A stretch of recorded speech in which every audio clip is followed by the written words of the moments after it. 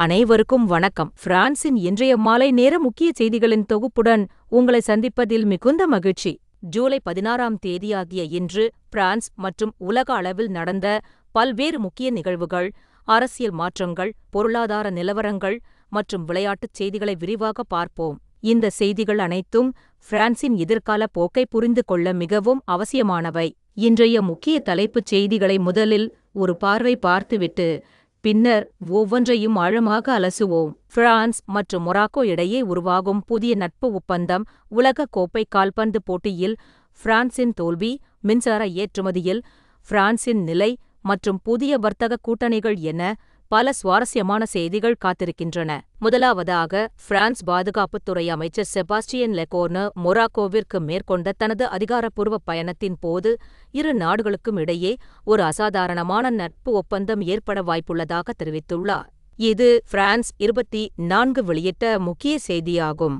இந்த அறிவிப்பு இரு நாடுகளின் நீண்டகால ராஜதந்திர உறவுகளை மேலும் வலுப்படுத்தும் ஒரு முக்கிய நகர்வாக கருதப்படுகிறது. பிராந்திய பாதுகாப்பு, பயங்கரவாத எதிர்ப்பு, பொருளாதார ஒத்துழைப்பு மற்றும் கலாச்சார பரிமாற்றங்கள் ஆகிய துறைகளில் இந்த ஒப்பந்தம் புதிய அத்தியாயத்தை தொடங்கும் என எதிர்பார்க்கப்படுகிறது. குறிப்பாக, சஹாரா பிராந்தியத்தின் பாதுகாப்பு மற்றும் நிலைத்தன்மை குறித்து இரு தலைவர்களும் விரிவாக விவாதித்ததாக தகவல்கள் தெரிவிக்கின்றன.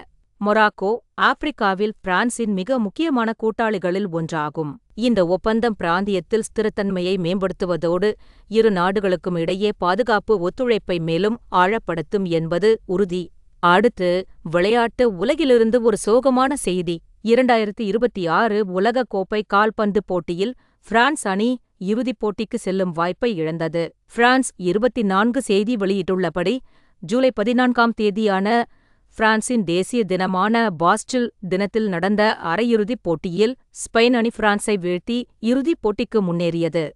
இப்போட்டி பிரான்ஸ் ரசிகர்களுக்கு மிகுந்த ஏமாற்றத்தை அளித்தது. தேசிய தினத்தில் வெற்றி பெற்று இறுதிப் போட்டிக்கு செல்ல வேண்டும் என்ற பிரான்ஸ் அணியின் கனவு தகர்ந்தது. பிரான்ஸ் அணியின் ப்ளூஸ் வீரர்கள் இறுதிப் போட்டிக்கு செல்ல முடியாமல் போனது பலரையும் சோகத்தில் ஆழ்த்தியுள்ளது. ஸ்பெயின் அணியின் சிறப்பான ஆட்டம் பிரான்சின் பலமான தடுப்புச் சுவரையும் தாண்டி வெற்றி பெற்றது குறிப்பிடத்தக்கது.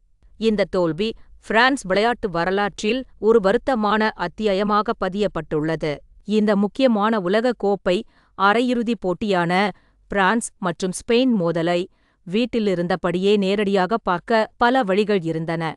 லெஸ் நியூமெரிக்ஸ் போன்ற தொழில்நுட்ப வலைத்தளங்கள் இந்த போட்டியை எந்தவித தடங்கலும் இன்றி பார்ப்பதற்கான ஸ்ட்ரீமிங் தளங்கள் குறித்த விரிவான வழிகாட்டலை வழங்கின. பல முன்னணி ஸ்ட்ரீமிங் தளங்கள் இந்த போட்டியை நேரடி ஒளிபரப்பு செய்தன.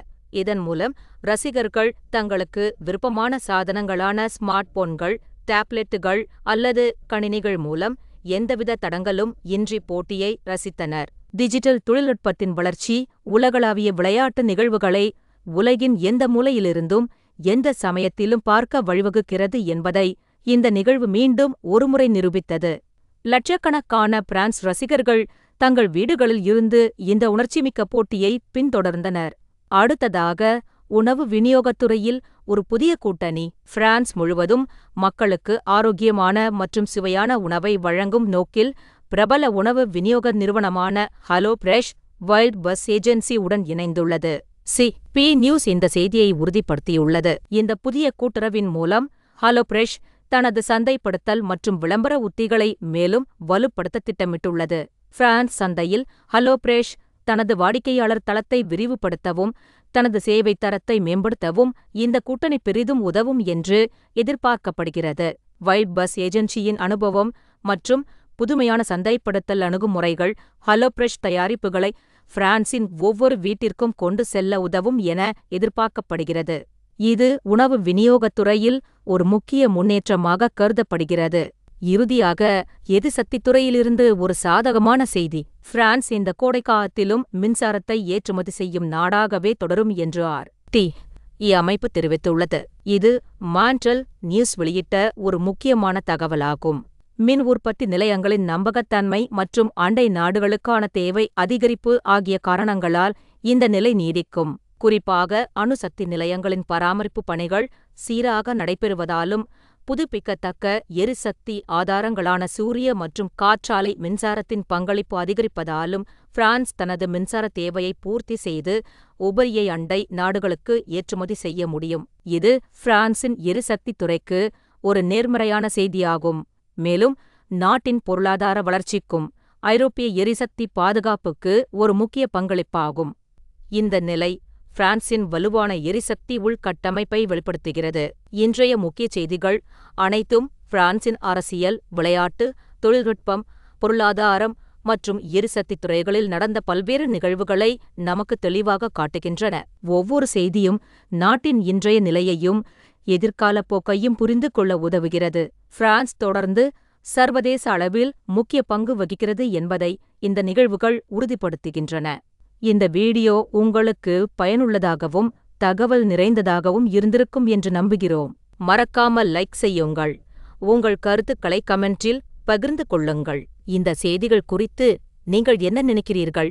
மேலும் இதுபோன்ற சுவாரஸ்யமான மற்றும் ஆழமான தகவல்களுக்கு எங்கள் சேனலுக்கு சப்ஸ்கிரைப் செய்து பெல் ஐகானை அழுத்தவும். அடுத்த செய்தி தொகுப்பில் மேலும் பல முக்கிய நிகழ்வுகளுடன் உங்களை சந்திப்போம். நன்றி, வணக்கம்.